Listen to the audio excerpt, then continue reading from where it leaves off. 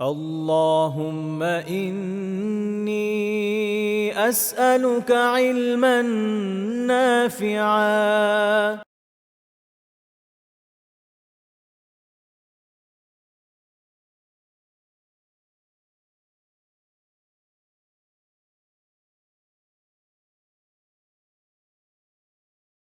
বিসমিল্লাহ আলহামদুলিল্লাহ ওয়াসসালাতু ওয়াসসালামু আলা সাইয়্যিদিনা রাসূলিল্লাহ।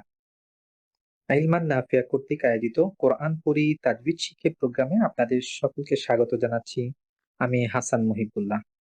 আজকের টপিকটা খুবই সহজ। এই বিষয় নিয়ে আমরা প্রথম ক্লাসেই কথা বলছিলাম। আজকে আরেকটু বিস্তারিত কথা বলবো। প্রথম ক্লাসে আমরা কথা বলছিলাম যখন ইয়া অথবা ওয়াও সাকিন তার পূর্বে জবর থাকে এবং পরবর্তী হরফে যদি আমরা ওয়াকফ করি তাহলে সেক্ষেত্রে আমরা একটু দীর্ঘ করে পড়বো। এই দীর্ঘ করে পড়ার নামই হচ্ছে মাদ্দে লিন। আর এই মাদ্দে লিনটা মূলত মাদ্দে লিনের যে হরফ সেই হরফকে কেন্দ্র করেই হয়। লিনের হরফ কোনটা ছিল সেটা আমরা প্রথম ক্লাসে স্পষ্ট করছি।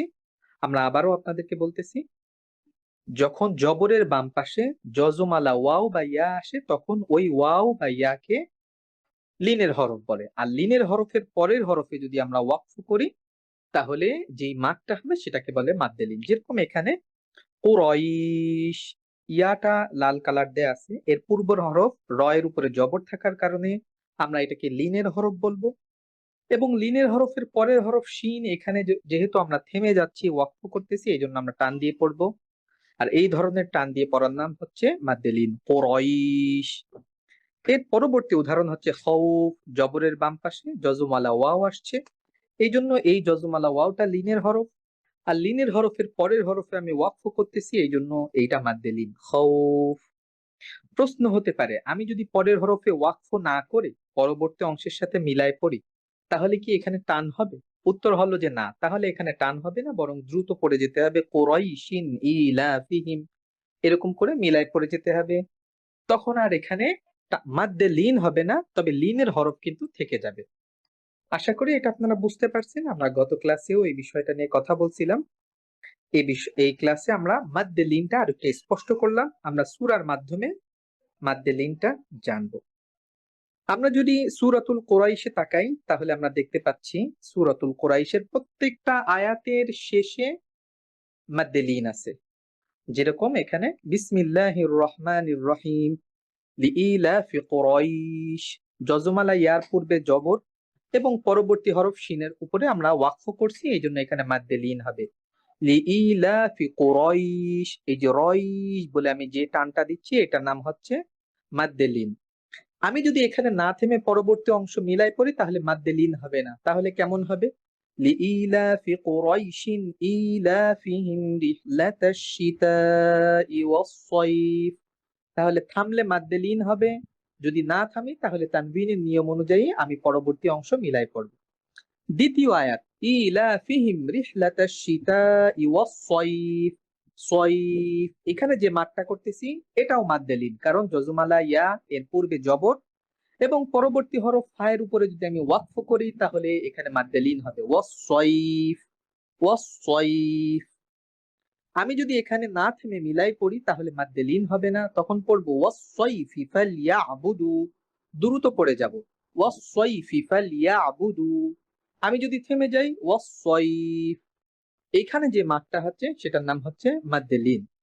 পরবর্তী আয়াত, ফালইয়াবুদু রাব্ব হাযাল বাইত, বাইত জবরের বাম পাশে জজমালা ইয়া এবং লিনের হরফের পরের হরফ তায়ের উপরে আমি ওয়াকফ করতেছি, এই জন্য এখানে মাদ হচ্ছে, মাদের নাম মাদ্দে লিন।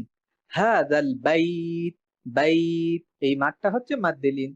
আমি যদি থামি মাদ্দে লিন হবে, মিলাই পড়লে হাযাল বাইতিল্লাযী আত'আমাহুম মিন জু', জু বলে যখন থামতেছি এটা আর মাদ্দে লিন হবে না, কারণ মাদ্দে লিনের শর্ত ছিল জবরের বাম পাশে জজমালা ওয়াও হতে হবে, কিন্তু এই শব্দে জু, এই শব্দে পেশের বাম পাশে জজমালা ওয়াও, এই কারণে কিন্তু এটা মাদের হরফের যে নিয়ম, অর্থাৎ পেশের বাম পাশে জজমালা ওয়াও হলে এক আলিফ টান, এবং এই মাদের হরফের পরের হরফে যদি আমরা থেমে যাই তাহলে মাদ্দে আরিদ লিসসুকুন, যেটা আমরা পরবর্তী ক্লাসে পড়বো ইনশাআল্লাহ। তাহলে এখানে আমরা যে মাদটা করতেছি জু বলে, এটা মাদ্দে আরিদ লিসুকুন। ওয়া আমানাহুম মিন খাউফ, খাউফ বলে যে মাদটা করতেছি জবরের বাম পাশে যজমালা ওয়াও এবং পরবর্তী হরফে ওয়াকফ, এই মাদটা মাদ্দে লিন। কারণ জবরের বাম পাশে যজমালা ওয়াও যখন আসবে এটা লিনের হরফ, লিনের হরফের পরের হরফে ওয়াকফ করলে মাদ্দে লিন। মিন খাউফ। আচ্ছা, উপমহাদেশে আমরা যেভাবে তাজবিদের নিয়মগুলো পড়ি বা আপনারা পড়ে আসছেন, শুনে আসছেন, সেই অনুযায়ী আমরা মাদ্দে লিনকে এক আলিফের বেশি সমপরিমাণ টানবো। সেটা হতে পারে 1.5 থেকে 2 আলিফ, 1.5 থেকে 2 আলিফ, এই সমপরিমাণ আমরা মাদ্দে লিন বা দীর্ঘ করব আমাদের শ্বাসটা। আশা করি আপনারা মাদ্দে লিন সম্পর্কে স্পষ্ট হয়েছেন। এবার আপনাদের কাছ থেকে আমরা এই মাদ্দে লিন এবং মাদ্দে লিন সংশ্লিষ্ট এই সূরাতুল কুরাইশটা শুনবো ইনশাআল্লাহ তাআলা। পরবর্তী পর্বে নতুন আর একটা বিষয় নিয়ে কথা হবে। আসসালামু আলাইকুম ওয়া রাহমাতুল্লাহ।